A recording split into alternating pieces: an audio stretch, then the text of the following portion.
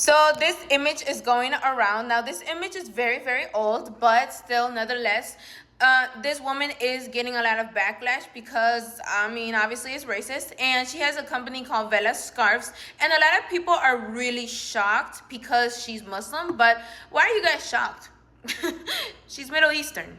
You might hear me talk a little funny because my wisdom tooth is growing, so I have a lot of pain in my mouth right now. But I had made a video recently talking about how Charlie Kirk had made certain comments about Muslims and are they compatible with the West. Now, a lot of that does come because of his religious beliefs as a Christian. However, a huge part of that came because of the history of people in Muslim nations and their actions.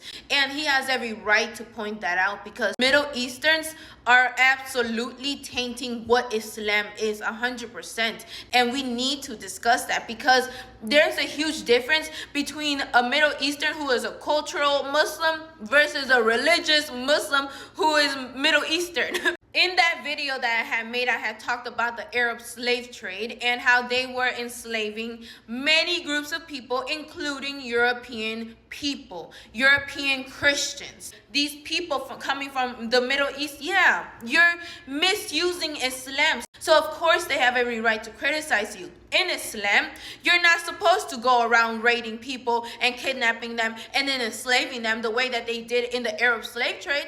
Before Islam came to Arabs, a lot of the Arabs were already practicing a lot of slavery.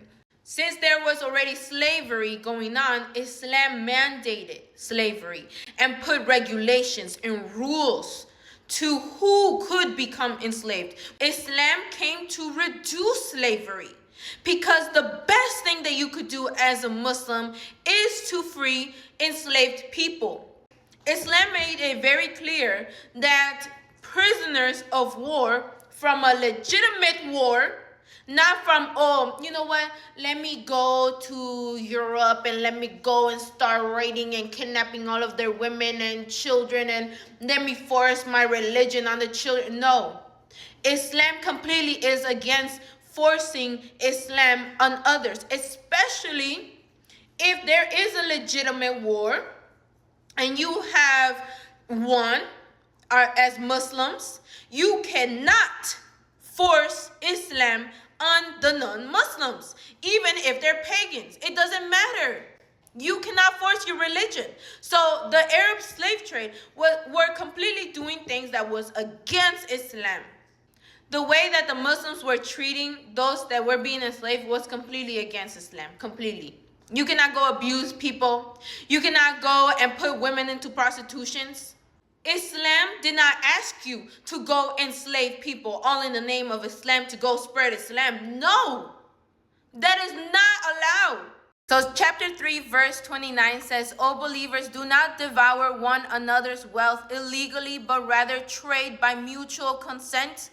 And do not kill each other or yourselves. Surely Allah is ever merciful to you. But when you go to the UAE, ask them, how did you get that gold? Who did you take that gold from?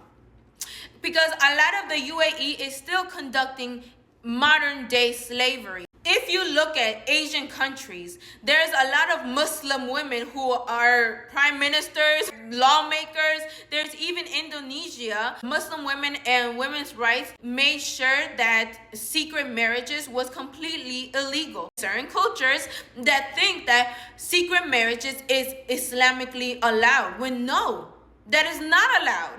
That is completely against Islam because Islam says that in order for you to get married, you have to announce it to the public. So why are you guys doing things that are completely against Islam? Why? Because you're following culture. You're not following Islam.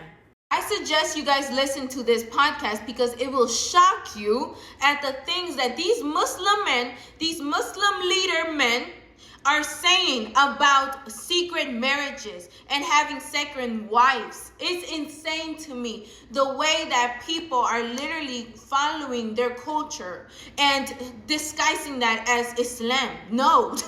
When I was in high school, school, this was one of my favorite quotes. I had done a project in school. It was a Catholic school, and they wanted us to look at other religions and just talk about them, do a school project, and I chose to do Islam because there were a lot of people saying very crazy things about Islam, and I didn't know anything about it, so I did my research because, you know, people were saying, oh, Islam, women don't have rights, blah, blah, blah, this and that. And this was one of the images that I came across that truly showed me how there are so many Middle Easterns that are following their Middle Eastern culture and disguising that as Islam, like Saudi Arabia. And I love this quote. Prophet Muhammad, peace be upon him, his wife rode a camel on the same land where women can't drive cars on today.